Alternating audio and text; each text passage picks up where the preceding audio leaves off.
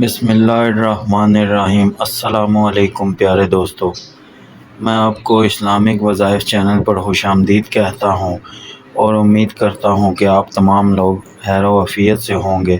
اللہ پاک آپ لوگوں کی تمام پریشانیوں کو آسان کرے۔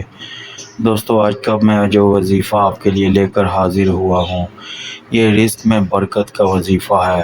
جو لوگ کہتے ہیں کہ ہم کاروبار کرتے ہیں لیکن ہمارے کاروبار میں برکت نہیں، ہمارے رزق میں برکت نہیں، ہمارے مال و دولت میں برکت نہیں، اس وظیفے کو کرنے سے انشاءاللہ تعالی اللہ پاک ان کے مال و دولت میں برکت عطا فرمائیں گے، ان کے رزق میں برکت عطا فرمائیں گے، ان کے کاروبار میں برکت عطا فرمائیں گے۔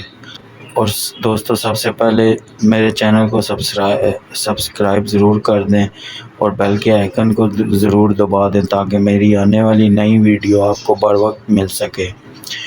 اور دوستو، نماز کی پابندی کیا کریں۔ 5 وقت کی نماز پڑھنا ہم سب لوگوں پر فرض ہے اور نماز کے بہت سارے فضائل ہیں، اور نماز ہمارے نبی کریم صلی اللہ علیہ وآلہ وسلم کی سنت بھی ہے۔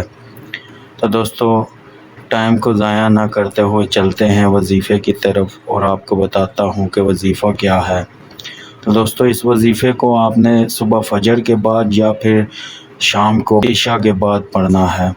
آپ چاہیں تو آپ کو آسانی لگے تو صبح فجر کے بعد پڑھ لیں، نہیں تو آپ عشاء کے بعد پڑھ لیں، نہیں تو آپ سوتے وقت بھی بیڈ پہ لیٹ کر بھی پڑھ سکتے ہیں۔ کوئی اس میں کسی قسم کی کوئی پابندی نہیں۔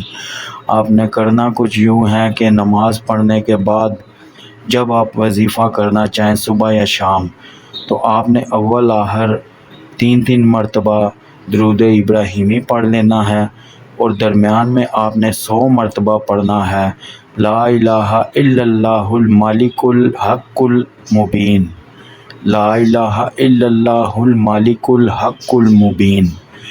یہ الفاظ آپ نے 100 مرتبہ پڑھ لینے ہیں، اور اگر شام کو کر رہے ہیں تو 100 مرتبہ پڑھ کے سو جائیں، تو انشاءاللہ تعالی آپ دیکھیں گے کہ آپ کے حالات بدل جائیں گے۔ اور اس وظیفے کو آپ نے اپنا زندگی کا معمول بنا لینا ہے، اس کو کبھی بھی چھوڑنا نہیں ہے۔ آپ دیکھیں گے کہ کبھی بھی آپ کو کسی قسم کی تنگی نہیں آئے گی، کبھی رزق کی کمی نہیں آئے گی، کبھی بے برکتی نہیں آئے گی۔ تو دوستو، یہ تھی آج کی ایک چھوٹی سی ویڈیو۔ امید کرتا ہوں کہ آپ لوگوں کو پسند آئی ہوگی۔ اگر پسند آئی ہو تو میرے چینل کو سبسکرائب ضرور کیجیے گا، میری ویڈیو کو لائک ضرور کیجیے گا۔ اللہ پاک آپ سب لوگوں کے لیے آسانیاں فرمائے۔ اجازت چاہتا ہوں۔ اللہ حافظ۔